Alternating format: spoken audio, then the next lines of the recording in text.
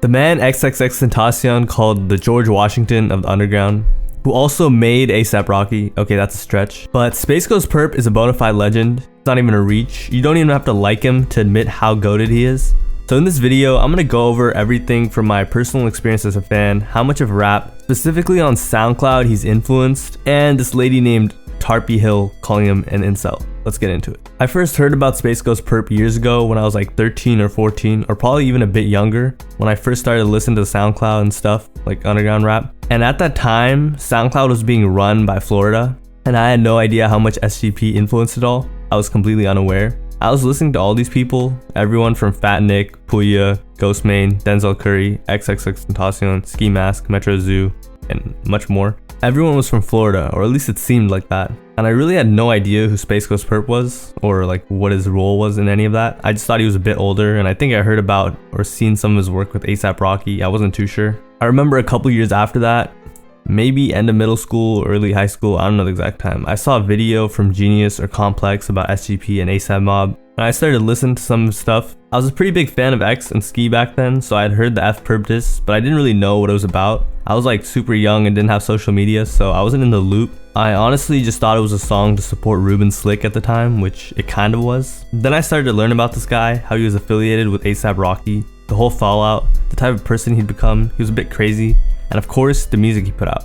So let me take you through that. SGP had a really rough life early on. Not much of his family dynamic is really known, but it definitely wasn't some nice safe space. It was the opposite, just from the way he acted and the limited stuff we do know. Being from the hood in Miami and being into metal, painting your nails, and wearing skinny jeans is like a death sentence. So he definitely must have been pretty tough and learned not to give a single from a young age. Painting your nails, wearing skinny jeans, and skating as a black dude in the 2000s. That's very bold. He was also exposed to music at a very young age and started young, like many talented musicians. He started making beats as a teenager as well, and while he was in high school or of the age, since he graduated early, he created Raider Clan, which is the most influential underground rap group to this day.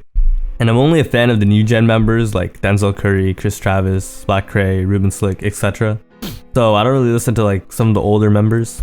The reason why Raider Clan was so influential was not only did some of its members, like I mentioned earlier, get massive, they were also the first of their kind, an internet rap collective, and by that I mean one that actually did something. I'm sure there were internet rap groups before them. They were the first collective to have members join to the internet and actually be something. So this is kind of a gray area where SGP was influential, because it was also just the timing of the internet and where the world was going. So even though it was inevitable for something like that happening, it was definitely still important. On top of that, he had an uncanny eye for talent. The people he picked to be in Raider Clan, some of them were really successful in underground. Denzel, Xavier, Chris Travis, Cray, and even the ones that didn't turn out to be that successful later on, like Ruben Slick, comparatively, of course, were hard.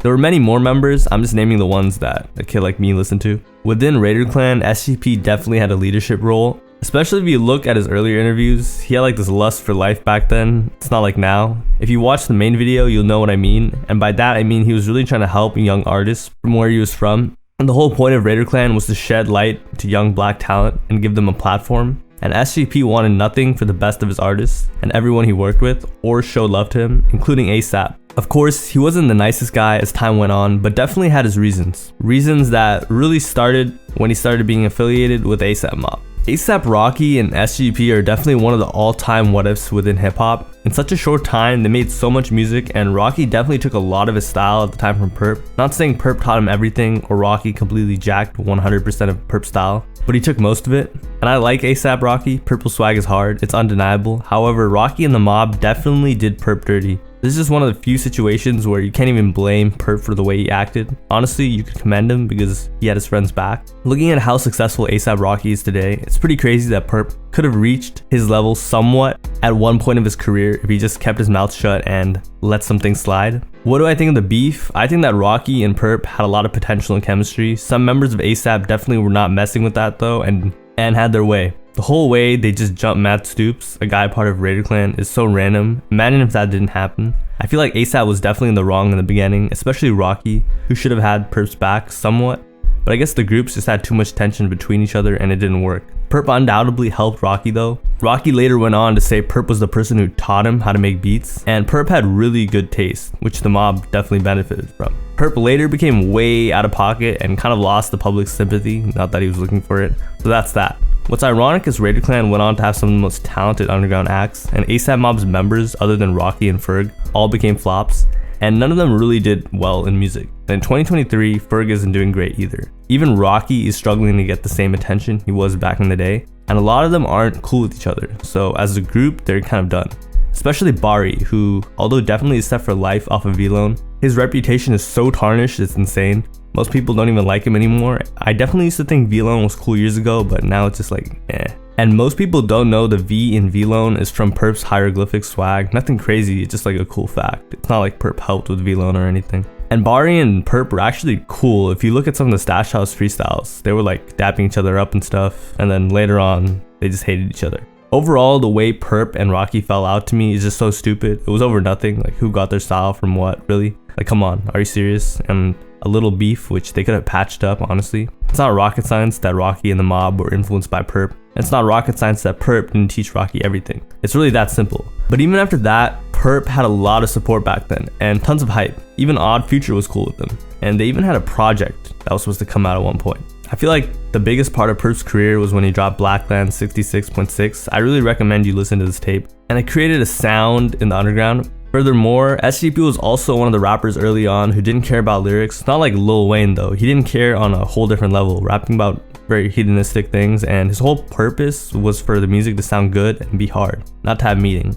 which is basically what 90% of rap is these days. That period of 2009 to 2013 of Purp was really influential. He influenced every artist coming out of Florida at the time from SoundCloud, and I didn't even know how influential Blackland was. The sad part about all this is Purp got betrayed and lost more popularity, and I'm not saying he's the nicest guy ever, he's definitely not. He started spiraling more and more, and everything he did became more extreme. He self-sabotaged his entire career, just the way he'd act online. He destroyed almost all his relationships within Raider Clan, and that ended up destroying Raider Clan itself, which was sad. Everyone that was talented left and became big themselves, but you can't blame them. Purp was too hateful at that point, and he kind of became the energy that he was trying to create a safe space from earlier in his career, which is kind of sad. I remember Rocky said that later on he'd meet members of Raider Clan who were like, sorry for hating on you, that was our code. The whole F-Purp thing was kind of funny, and it was karma for the way Purp acted. If you're unaware, Purp was doing everything from beefing with everyone who had left Raider Clan to an 11-year-old named Lil Shark, as well as hating on some younger guys as well. And it was started by XXXTentacion. Watch the main video if you'd like to hear the details, but these guys were going at it. X hated SGP, and Denzel didn't even want to diss Purp because he respected him so much, but X convinced him to. X started a wave of hate towards SGP, bigger than I think he thought it would have become. Fun fact, apparently there's a video of X chasing Purp around on Periscope, but it was never screen recorded. They had a really weird love-hate relationship, and X's diss on Purp, I'm sipping tea in your hood. Most of his fans who listen to that song have no idea who SGP is or that it's a diss on him. SGP also had a diss on X too called Lil Ass Boy, which I didn't mention in the main video, as well as uploading an inappropriate picture of X's girl, Geneva. They eventually made up, and SGP had love for him. When X died, you could tell he was sad.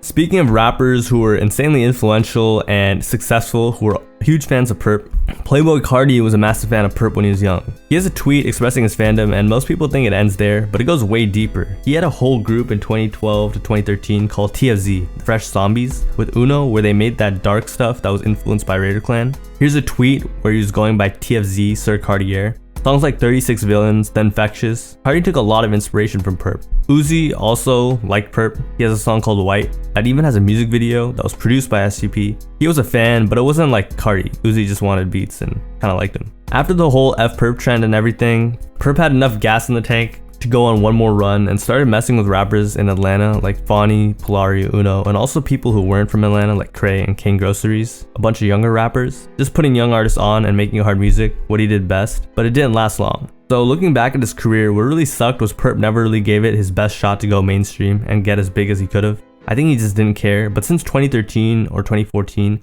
he never properly released music, promoted it, and released stuff sporadically, just all over the place, on random platforms and not announcing it at all. But there were always like some hard singles that would just pop up. It was just very hard to follow. His personality became more and more extreme as well, but he became mad funny. Like he was always kind of funny, but later in his career, he started saying stuff like this. Little bitch made pancakes every morning. Hey, do you guys want some pancakes? Do you guys want pancakes? You never had a like me to come in there and and say What the f you making pancakes for? We can go to IHOP. And even had a live stream where he broke this guy named Vamp Leak, who goes by Lifeless Garments Now laptop.